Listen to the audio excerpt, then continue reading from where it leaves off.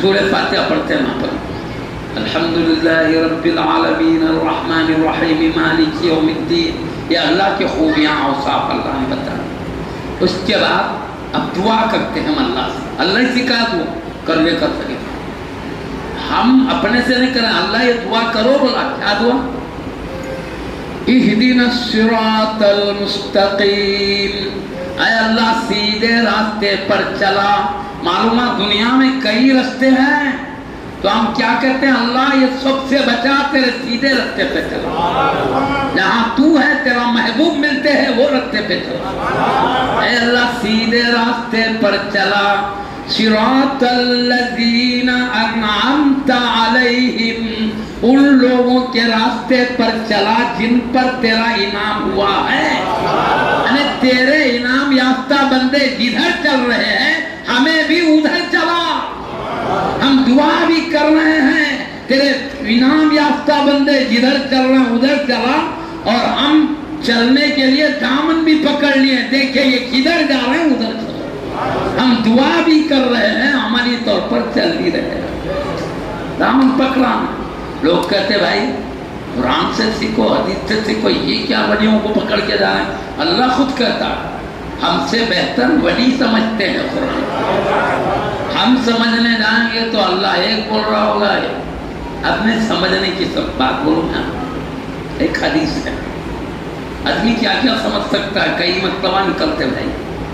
ایک حدیث ہے، تم میری خبر کو لا تتخذوا قبری عیدا، میری خبر کو عیدگاہ مت بناؤ، حدیث ہے۔ اب سمجھنے نکلے، اب ایک جنے کیا سمجھنے معلوم، میری خبر کو عیدگاہ مت بناؤ، پیارے نبی بولے حدیث پکی، اب سمجھنے میں فرق ہے تو بتاؤ، عیدگاہ مت بناؤ بولے کیا مطلب نکالے معلوم؟ عیدگاہ میں جیسے ہو نمازیوں کا ہجوم ہوتا ہے، کثیر لوگ جمع ہوتے ہیں عیدگاہ میں، میری بارگاہ میں کثیر لوگ جمع نہ ہو، نصیحت کر رہے تھے۔ اب اس سمجھ میں بھی آتا نا، رہے ہو صحیح، عیدگاہ میں بہت لوگ نہ ہوتے، میری بارگاہ میں خوب لوگ مت جمع ہو، جیسا عیدگاہ میں جمع۔ ایک صاحب یوں سمجھ رہے ہیں، سمجھ رہے ہیں؟ اب سمجھ کے کیا کریں، وہاں جمع نہیں ہونا ہے، اب اپن نہیں جمع ہونا تو پیارے نبی کیا بول رہے مانو، من حج ولم یزرنی فقد جفانی، جو حج کرے میرے خبر کی زیارت نہیں کیا تو میرے اوپر ظلم کیا بولے۔ ارے حج کا سلیقہ تو ہم نے ہی تو سکھایا، اللہ نے غیرت میں سکھایا، مجھے تو ذریعہ بنایا ہے، مجھ سے سیکھ کر مجھے منہ موڑ کے جا رہا ہے، میرے پہ ظلم نہیں ہے، کیا ہی مطلب؟ اب حج کریں گے تو کیا ایک آدمی حج کرے گا، لاکھوں کریں گے جی، پوروں کا حج ہوگا، لاکھوں کا، پورے لاکھوں لوگ مل کے آئیں گے نہیں زیارت کریں۔ اب انہوں حدیث سنا رہے میرا خبر میں ہجوم مت بناؤ بولے پیارے نبی، بولے میری خبر کو عیدگاہ مت بناؤ، عیدگاہ میں جیسے کثیر لوگ جمع ہوتے مت ہو۔ پھر یہ حدیث پر عمل کرنے کے لیے حاجی صاحبان ایک لائن لگا کے جائیے، وہ کب تک حج کرے، پھر سال آج تک بھی نہیں ہوتا ہو، ایک ساتھ جانا پڑے گا نہیں پڑے گا، جب ایک ساتھ گئے تو ہجوم نہیں ہوگا۔ تو پیارے نبی بولے حج کرتے میرے پاس ہو تو لاکھوں لوگ ہی جائیں گے نا، لاکھوں لوگ حج کرو۔ اب ادھر بولے اتنے مت جمع ہو، جڑ رہا مطلب ہے ایسا مطلب نہیں ہے، دکھنے میں اچھا ہی دکھ رہا، عیدگاہ کی طرح مت بنا لو، وہاں کا سب بہت لوگ جمع ہوتے ہیں، دکھنے میں اچھا ہی دکھ رہا، عربی صحیح بولا بیٹھے نا۔ ایک اور مطلب صحیح بتاؤں کیا، پیارے نبی بولے میری خبر کو عیدگاہ مت بناؤ، ایک دوسرا مطلب بتا، ایک ہی حدیث میں دو مطلب نکل، بس میں کئی مطلب نکلتے جی۔ ہمیں بولو عیدگاہ مت بناؤ کا مطلب، عیدگاہ ہمیشہ سناٹا رہتا نہیں، ہر وقت نماز پڑھتے رہتے ہیں، سال میں 2 مرتبہ لوگ جمع ہوتے ہیں، باقی خالی رہتا ہے۔ تو پیارے نبی کریں عیدگاہ کی طرح میری بارگاہ سناٹا نہ رہے، بلکہ ہمیشہ دربار میں حاضر ہو کر استفادہ کرتے رہو، عیدگاہ کی طرح خالی مت رکھو، یہ مطلب ہے نہیں، سمجھ میں آ رہی ہے بات؟ اب کبھی خالی رہتی بھی بارگاہ، لاکھوں علماء نے مصطفیٰ موجود، ابھی ایک ہی حدیث کے 2 مطلب نکل رہے نہیں، وہ سمجھ خود سے سمجھنے گئے تو پھٹکیاں ہوتے، دیکھو اللہ والے سمجھائے تو صحیح بات سمجھاتے ہیں، اس لیے ہم خود سے نہیں سمجھتے ہیں، ولیوں سے سمجھتے ہیں، اس لیے غوث پاک اسی لیے غریب نواز ہیں، یہ اللہ کے حبیب کی صحیح مراد سمجھانے والے، خود بھی صحیح سمجھے، ہم کو بھی صحیح سمجھانا۔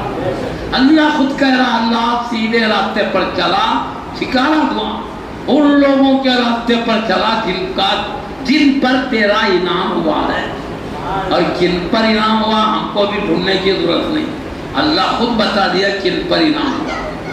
دوسری آیت میں کن پر انعام ہوا، من يطع الله والرسول فأولئك مع الذين أنعم الله عليهم۔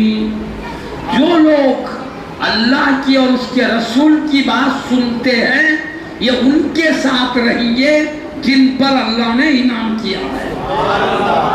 کیا مطلب؟ جنت میں جہاں اللہ کے انعام یافتہ بندے، نبی کے غلام بھی وہیں رہیں گے۔ بات سننا اللہ کہہ رہا، جو اللہ رسول کی بات سننے والا، نبی کی بات سننے والا نبی کا غلام ہی تو ہے۔ جو نبی کا غلام ہے، انعام والے جہاں ہوں گے یہ بھی وہاں ہوں گے۔ کہاں؟ جنت میں۔ وہ جنت میں ہوں گے تو ہم بھی جنت میں ہوں گے۔ اللہ کہہ رہا ہے انعام یافتہ بندوں کے ساتھ ہوں گے۔ کون انعام یافتہ؟ اللہ نے بتایا من النبیین والصدیقین والشہداء والصالحین۔ اللہ نے جن پر انعام کیا وہ نبیین کی جماعت ہے، وہ صدیقین کی جماعت ہے، وہ شہداء کی جماعت ہے، وہ صالحین یعنی اولیاء اللہ کی جماعت ہے۔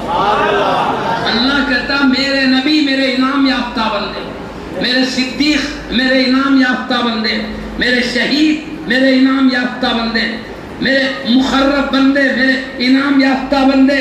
اللہ کہتا ہے انعام یافتہ بندے ہیں، اور ہم کو دعا سکھایا اللہ سیدھے راستے پر چلا ان لوگوں کے راستے پر جن پر تو نے انعام کیا۔ انعام کن پہ کیا؟ اللہ والا نبیین پہ، صدیقین پہ، شہداء پہ، صالحین پر۔ اب مطلب کیا ہوا؟ تیرے انعام یافتہ بندوں کے طریقے پہ چلا، انعام نبیین پہ کیا تو مطلب اے اللہ تیرے نبیین کے طریقے پر چلا، تیرے صدیقین کے طریقے پر چلا، تیرے شہداء کے طریقے پر چلا، تیرے صالحین مخرب بندوں کے طریقے پر چلا۔ اللہ خود سکھا رہا ہے ان لوگوں کے راستے پہ چلنے کی دعا مانگو۔ ہم مانگ بھی رہے ہیں، ان کا دامن پکڑ کے چل بھی رہے ہیں۔